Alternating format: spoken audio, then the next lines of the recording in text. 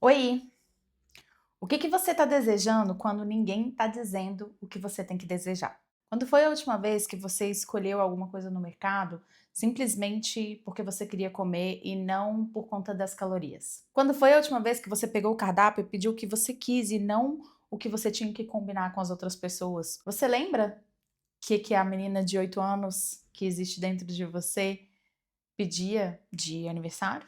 O que você deseja quando ninguém está dizendo o que você deve desejar?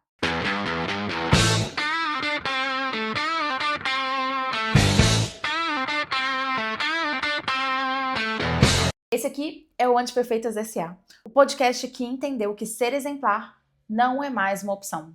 Aqui a gente não dá resposta, a gente pergunta. Eu sou Ana Martins e essa é a sociedade anônima de mulheres que decidiram que ser perfeita não é mais o plano. Hoje eu vou te convidar para você passear comigo em uma cena muito específica, aparentemente banal. Você vai comigo para um lugar que provavelmente você vai amanhã, ou depois de amanhã, ou no máximo até semana que vem, mas talvez nunca tenha realmente prestado atenção nele, não do jeito que eu vou convidar você a prestar agora.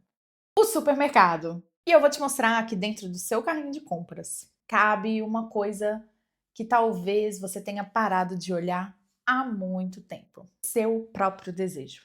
Aquele, o verdadeiro. Aquele que não pede licença para chegar. Aquele que não chega à balança. Aquele que não se justifica. Se você tiver coragem de me acompanhar por 5 corredores hoje, você vai sair daqui querendo ir no mercado amanhã só para poder provar o que eu vou oferecer para você aqui. Vem comigo. Então vamos lá. Você chega no mercado, pega o seu carrinho e você olha para si mesma num espelho que tem na lateral da entrada. E você respira fundo e percebe que você não tem uma lista. Já na primeira parada, no primeiro corredor, o desejo bate e você reconhece ele como um estranho. É sábado à tarde, você não tem pressa. Ninguém está te esperando com o pedido. É estranho. Você quase inventa uma tarefa mental para parecer que tem um propósito. Vou aproveitar para ver se tem algo na promoção, mas hoje não. Hoje é um experimento. Então você entra no supermercado e se depara com a banca de frutas. Você para de frente para cerejas. Cara, não tá na estação. Sem nenhuma vantagem calórica, você lembra que amava cereja quando era criança. Quantos anos você não compra uma cereja? Aí você percebe que do lado da cereja tem maçã. Você costuma comprar maçã. É saudável, é prática, dura na geladeira, vai fácil na bolsa. Você leva para o trabalho, mas você não é uma maçã. Você come maçã. Então você olha para as cerejas de novo e a voz dentro da sua cabeça começa. É caro, vai estragar antes de comer. Que besteira esse desejo. Você reconhece essa voz. Ela tá ali há décadas, escolhendo para você o que você quer. E hoje você está escutando ela, mas você não obedece. Você coloca as cerejas no carrinho e pensa: quando foi que a gente começou a escolher fruta pelo que ela faz? Baixa caloria, dura mais, boa para a imunidade, e não pelo que ela dá. Prazer, cor, cheiro, textura, experiência. Você aprendeu a se relacionar com a comida por valor, não por desejo. E o desejo alimentar foi um dos primeiros a ser confiscado na sua vida. E aí você se lembra que desde criança esse seu prazer foi confiscado. Você ouvia: não come tanto doce, menina precisa cuidar do corpo. Você sabe, o primeiro desejo que a mulher aprende a calar é o desejo da comida. E ele fica ali, no corredor das frutas, esperando você olhar de novo, sem julgamento, sem calorímetro, sem promessa de recompensa. Você coloca as cerejas no carrinho e continua sua jornada dentro do supermercado. Você chega no corredor dos doces, sente uma coisa esquisita, quase quer virar as costas. Eu não como doce. Espera, você não come doce? Ou você compra doce escondido e come depois, justificando que talvez eu mereça? Você para de frente um doce que você amava quando era criança. Talvez seja um biscoito traquinas, talvez seja aquele bombom específico, talvez seja o brigadeiro industrializado, aquele que não é de festa, aquela barrinha de chocolate de uma marca X. Você olha para aquele doce e a criança que existe dentro de você sorri de reconhecimento. E aí vem a voz. Isso é infantil, isso é besteira. Nem vai ter mais o mesmo gosto de quando você era criança. Você tem 40 anos, come chocolate 80% cacau, que tem antioxidante. Cacau 80% não te dá prazer nenhum. Você está treinada a acreditar que dá porque é o que a mulher adulta, cuidadosa, deveria querer. Você pega o bombom infantil, sente vergonha, mas coloca no carrinho, debaixo da caixa das cerejas. Reconhece a vergonha, não julga. Então você percebe. A mulher moderna reformulou até o próprio desejo alimentar em versão otimizada. Açúcar virou adoçante natural, chocolate virou cacau puro, pão virou low carb. Cada um desses é uma negociação com um desejo não desejado. E cada negociação é uma vitória silenciosa da culpa. Você lembra que viu aquele filme Chocolate com a Juliette Binoche, mais ou menos lá nos anos 2000? Que ela chega numa cidadezinha puritana da França e abre uma chocolateria. Cada morador que entra pega o chocolate que combina exatamente com o que ela tinha se proibido de desejar. E a cidade inteira começa a se transformar. Você lembra que o filme não é sobre chocolate, é sobre o dia que você para de negociar com o seu próprio prazer. E com alguém te pedindo licença para poder passar com o próprio carrinho atrás de você, você desperta desse devaneio e vai para o próximo corredor. E esse corredor é o corredor das bebidas. Você para de frente para o vinho. Mas hoje é uma terça-feira. Não tem visita, não tem celebração. Você pega a garrafa e a voz interna já protesta. Não tem ocasião. E aí vem uma virada silenciosa. Por que a terça precisa de ocasião para poder ter prazer? Você já pensou nisso? Homens pedem licença para terça? Eles abrem a cerveja e a esposa reforça a normalidade daquela cena. Simplesmente assim. Mulher que abre vinho na terça sozinha? Tá bebendo porque tá triste? Aconteceu alguma coisa? Que feio, mulher que bebe demais. Você coloca o vinho no carrinho.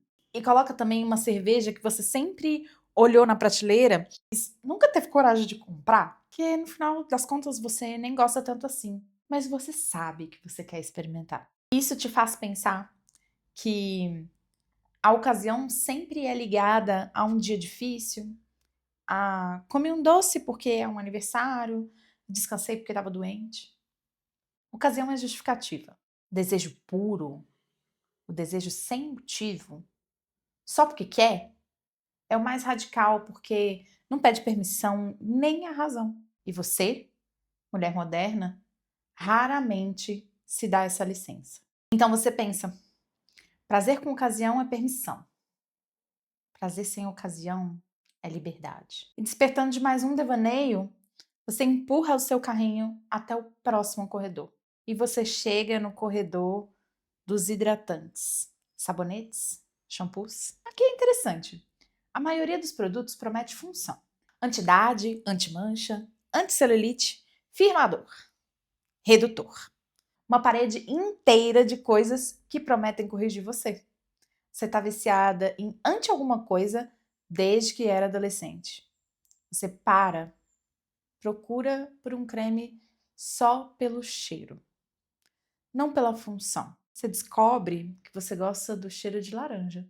Você nunca comprou um creme de laranja. Você abre a tampa, todo mundo faz isso, tá? Cheira, sorri. Um pouquinho mais à frente, você vê os shampoos. Os shampoos é a mesma coisa. Você sempre compra o para queda de cabelo, o hidratação profunda, o que dá um brilho extraordinário. Hoje você está procurando um shampoo só porque gosta do cheiro dele. E é só isso. Encontra um de gengibre com hortelã. Surpreendente. Coloca no carrinho. Esperando que essa transformação do corpo feminino em projeto de longa duração, que sempre tem algo para melhorar, para corrigir, para prevenir, possa se desfazer no meio do cheirinho de gengibre com hortelã. Você entende que a indústria vende essa relação. Prazer sensorial com o próprio corpo, cheiro, textura, cor bonita, sem função. Virou luxo. E é aqui que aparece a distinção mais importante. Cuidar do corpo para agradar os outros ou cuidar do corpo por prazer próprio? As duas usam a mesma prateleira, mas são operações emocionais opostas. O cheiro é o primeiro desejo que o corpo tem e o último que a mulher se permite escolher. Enquanto você faz essa avaliação, você chega na fila do caixa. Olha para o seu carrinho. Cerejas caras que ninguém te pediu, bombom infantil, vinho de terça sem ocasião, creme hidratante de laranja, shampoo de gengibre. Você para. Olha esse carrinho. Faz uma pergunta que muda tudo. Quem é essa mulher que compra assim? Ela é mais viva do que a mulher que compra tudo funcional. Ela é mais criança que a mulher que compra o certo. Ela é mais sua, mais parecida com a menina de 8 anos que você foi e com a senhora incrivelmente distinta e arrumada que você quer virar, do que com a mulher exemplar que você tem sido nos últimos 20 anos. E aí vem uma revelação silenciosa. Seu desejo está inteiro dentro desse carrinho. Não foi embora. Estava só esperando você trazer ele de volta para a prateleira. Sem lista, sem calorímetro, sem culpa, sem justificativa. E se esse carrinho pode carregar o seu desejo, a sua semana também pode. Sua agenda também pode. A sua vida também pode. O carrinho é um ensaio. O maior ensaio possível, porque é R$ 200 a sua conta. Seu desejo mora nesse carrinho de compras que você ainda não teve coragem de encher. Ele nunca foi embora. Só ficou esperando você deixar de comprar o que os outros aprovariam. Ele só foi embora. Só ficou esperando você deixar de comprar o que os outros aprovam. Só que aqui eu preciso te dizer uma coisa antes da gente fechar esse episódio. E isso aqui é o mais importante desse episódio todinho. No geral, você não compra esse carrinho que a gente acabou de descrever. Mas às vezes você compra ele em momentos muito específicos. E esses momentos são no piloto automático. Em um dia de fossa, um dia estressante. Em ganhei uma coisa boa, então eu mereço. Eu fiz a minha parte. Em um fim de semana depois de uma semana terrível. Sabe aquela cena de Legalmente Loura? Quando a Elle Woods, a protagonista, tem uma fossa porque o namorado dela, o Warner, terminou com ela para poder ir para Harvard para buscar algo que ele dizia que era mais importante para ele. Ela chega em casa devastada, ela coloca um pijama cor-de-rosa super divertido e come o pote inteiro de sorvete. Sentada no sofá, come chocolates também, acompanhada daquele cachorrinho dela super fofo. E aquilo é um ícone. Todo mundo se identifica com aquela cena, não é verdade? Mas olha só um padrão. A Ellie, ela só se permite fazer esse prazer solto, usando pijama, tomando sorvete, comendo chocolate, o dia todo no sofá, depois que uma coisa terrível aconteceu com ela. Uma coisa extremamente injusta, que pode parecer até superficial, mas que depois a gente entende que é muito profundo, né, na narrativa do filme. Essa cena, ela virou uma receita da nossa geração. A gente encomenda comida cara demais? Sim, mas só porque estava esgotada e aí a gente merece. A gente compra o sapato desnecessário? Compra, mas é só porque foi um dia terrível. A gente pega a taça de vinho na terça-feira? Pega, mas porque brigou com alguém. A gente vai para o salão sem precisar, como a Elle fazia? Sim, mas só porque o chefe humilhou a gente. Então, aqui tá a cilada. Corre que é cilada, Bino. Então, corre que é cilada, Bino. Quando o prazer vira prêmio por sobreviver, ele não é prazer por inteiro. Ele é reparação. ele é um afogar de fossa, ele é um coroamento do merecimento. E aí a gente segue vivendo a maior parte da nossa semana comprando a maçã funcional, prática, sem prazer, e reservando a cereja só para quando a vida for muito ruim ou muito boa. Não pode ser assim, não dá para ser assim. A vida precisa ser mais do que isso. A gente precisa honrar mais os nossos prazeres. Na semana passada, no episódio 8, eu falei que o descanso não é prêmio, é necessidade. E é necessidade vital. Bom, prazer próprio também não é. Prazer próprio não é recompensa por ter sobrevivido a alguma coisa. É modo de existir. É como você pode atravessar a sua semana comum. É o que aparece no seu carrinho numa terça-feira qualquer, sem motivo. Não só no sábado, depois do seu namorado terminar com você. Entende uma coisa comigo? Prazer condicionado a merecimento é prazer terceirizado. Você entregou a chave para a vida decidir quando você tem direito de sentir. E a vida, meu amor, quase nunca decide. E ela não decide, não é porque ela não é generosa com você, mas é porque você não mandou o código correto para ela. Porque nem você sabe se você realmente merece esse carrinho. Retomar o desejo próprio é reaprender a colocar a cereja no carrinho num dia qualquer, sem força, sem justificativa, sem eu mereço, só porque quer. É isso, só isso. E a gente perdeu. Prazer próprio não é recompensa por ter sobrevivido, é modo de existir. Então, olha só, semana que vem, ou amanhã, ou hoje ainda, vai no supermercado sem lista, sem tarefa. Observa, presta atenção no que aparece no seu carrinho quando ninguém tá te dizendo o que você deve querer. Não faz isso para poder fazer o certo. Não faz porque vai postar. Não faz porque vai virar história para depois. Faz para ver. Faz para saber. Faz para sentir. Faz para experimentar como é. E aí, volta com esse carrinho para casa. Cozinha o que você quis. Usufrui do creme que você escolheu.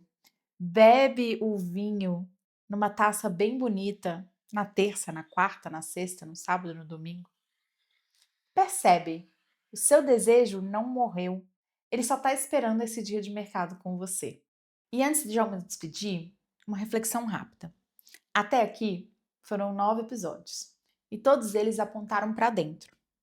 A preocupação sua, a autocompaixão, o não, a opinião alheia, a aprovação, os seus papéis, a sua raiva, o seu descanso, o seu desejo.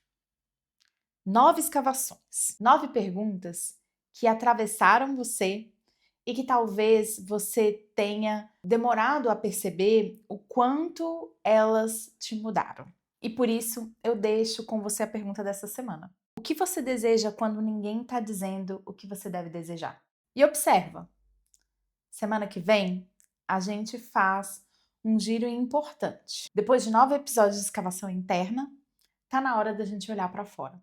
Lembrando que tudo que a gente falou não é para chegar numa conclusão fechada, mas para se questionar e para evoluir o seu pensamento. O que importa é que você fique na pergunta.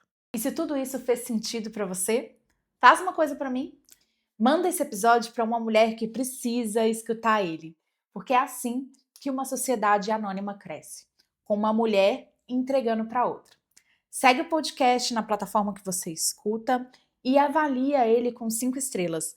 Isso ajuda muito a crescer o canal e a distribuir mais a nossa mensagem para mulheres que também querem estar aqui com a gente e ainda nem sabem disso. Também se inscreve lá no canal do YouTube e me encontra no Instagram no @souanamartins, Ana com 2 N's, e também no @anteperfeitas.